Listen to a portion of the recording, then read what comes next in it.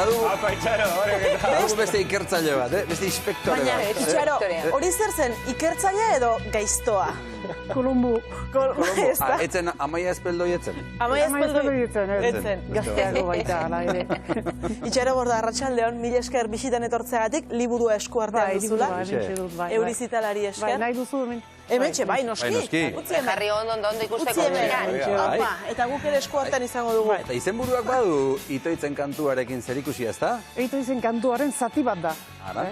Eganaldi bat, aspaldian buruan ibiltzen zitzaidana. Ez dakizu behar bada, baina nik euskal musika asko maite dut, musika orokorrean asko maite dut.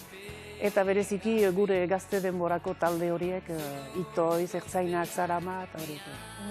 Tarteka ateratzen dituzu. Banuen gogo hori aspalditik Itoizen kantu baten zati bat erabiltzeko, titulu gisa. Eta hemen da. Eta hor dago, bai. Itxaro, misterio guztiak argitu behar dira edo batzutan behar da zerbait airean utzi? Ez dut uste denak argitu behar diren. Baina ez baditugu argitzen ez dugu iago literaturarik ere. Ez dugu prentsa beltzik, ez dugu, uste dut erdiko bide bat bezala atzeman behar dela, argitu behar direnak argitu behar dira, eta batzuek oso politikoak eta oso beharrezkoak dira argitzeko liburu honetan diren kasuak bezala, hau da, emazte gaizki tratatu eta gaizki tratatu histori horiek, eta badakigu azken urte hauetan nola gai horiek etortzen diren gure solaspeetara. Eta bai, horiek behar dira aipatu eta errepikatu eta beste batzu usten alditugu sekretuan. Amaia Espeldoik beste misterio bat, beste kasu bat argitu beharko du. Ez altzuen jubilatu behar, Amaia, ez altzegoen? Justuki, bai, jubilatzerat abian zen, erretreta hartzerat abian zen.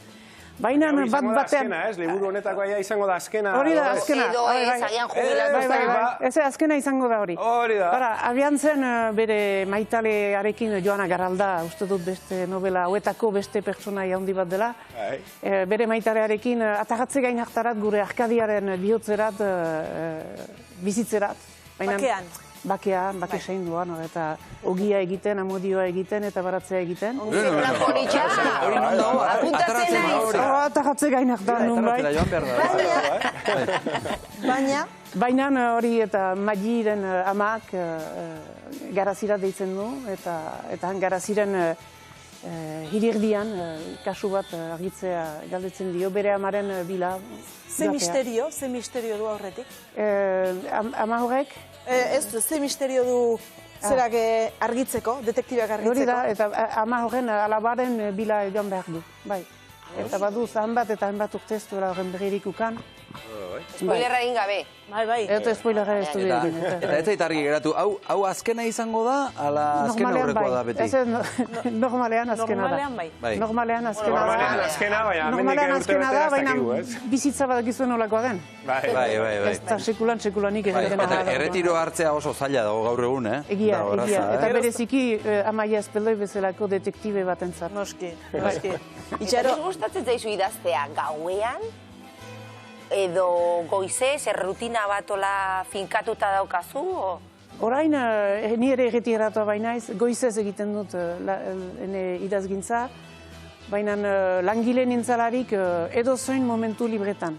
Beira. Ahal zenuenean. Ahal nuenean, eta harritzen naiz, orain ikusten dutalarik zenbat liburu, zenbat gauza idatzi ahal izan ditudan ahal nituen denbora horietan. Eta buruatzen zaizkizun ideiak eta joaten zara apuntatzen, nahi esan jartzen zara idazten, hori esan duzu. Baina aparte zure bizi ohikoan, ideiak eta etortzen zaizkizu erosketak egiten, talako kontuak eta apuntatzen dituzu gero. Bai, edo memorizatzen ditut gehiago. Orain apuntatzen ditut, adinean gara joan eta notatzen ditut. Eta gainera gure mugikorretan badugun notak, hori eta oso baliosa dena. Eta hori topera daukazu, ez? Bete da. Topera daukazu. Bai, beti baliatzen baita. Eta gero baditut gauza batzu memorizatuak, eta novela honetan erabili ditut, duela 20 urte, duela 25 urte, entzun historioak, eta horik ere noizbait beti papererat Erabiliko dituzula. etortzen dira, paperean etzaten aldituz bai. Itxaro, Espeldoi detektibeak 60 urte hortxe inguruan ditu, 30 urte dirazuk sortu zenuenetik. Maite duzu, gorrotu duzu Espeldoi, zer duzu gehiago, maite edo gorroto? Batzuetan gorrotu nuen.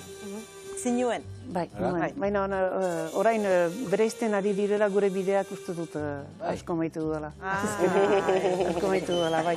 Uste dut asko lagundu nahuela, bestela idatz ez nitzazken gauzak idazteko, izan narako medium bat bezala,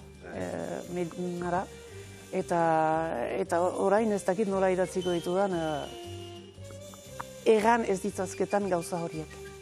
Lehen pertsonan egan nahi dute. Beste pertsonai bat sortzen, o... Hoi da, beste pertsonai bat edo beste... Emakumea edo gizonezko berdin zaizu? Amai Espeldoi, bai, berdin zait normalean, bai, berdin zait. Idazten dudanean, eniz ez emakume ez gizon, beste zerbait naiz. Takit zer xuxen, baina... Enaiz makina bat hori ez, badakite naizela ziborg bat, baina beste zerbait naiz. Batzuek erraiten dute androginiaren sindrome hori badugula idazten dugularik, baina berdin zait egia egan. Itxaro, irakurtzen hasten garenean, harrapatuko gaitu liburu honek? Bai, normalean bai. Bai? Bai, edo liburuak harrapatuko, edo zuk liburuak harrapatuko duzu. Bai, normalean bai. Gero eta badira liburu horietan, Amaia Espeldoi sailean, badira 6 liburu. Beraz, bide oso bat egiten alda, bai Euskal Lugaldean, bai genero arazo horietan, eta bai hizkuntzaren baitan ere ikerketa sail bada, 6 tomotakoa. Eta uste dut bai irakurleak harrapatuak izaiten aldirela, eta gainerat baditu Amaia Espeldoiek Euskal Herrian, mugaren bialdetan, fans totalak. Edo zer egin Amaia Espeldoien atzetik joango direnak. Eta uste dut aldi horoz irakurle berriak biltzen dituela, eta badugula Euskal Herrian beti irakurlegoaren murritza aipatzen dugu, baina nik uste dut alderantziz, irakurlegoari eskerrak eman behar dizkiogula, ispirituz aski zabala delako eta gauza asko irakurtzea onartzen duelako. Durangoko azokan izan zinen Euriz Italarekin? Zer moduz? Enintzen izan. Ez zinen izan? Ez, enintzen... Bai ez uste genuen? Ez bain nintzen hor. Ara? Uste genuen bai ez? Beste plan batzukan. Bai, blaien nintzen, blaieko liburu ferian. Eta orain arte, harrera ona izan du, zer esan dizute ingurukoek, zer sumatu duzu? Harrera biziki ona, harrera beroa, eta batzuentzat pena handi bat, orain ez baitute etorkizunean hemendik bi urtera edo beste abenturarik irakurtzeko. Mimos, egongo dira irakurtzen, mimos eta patxadas, egongo dira irakurtzen, ez nahi horretan, ez? Eta Amaia Espeldoien digresioak oro berriz hausnartzen eta hortik beren gogo eta bermatzen. Gogoa piztu diguzu, irakurtzeko. Espero dut.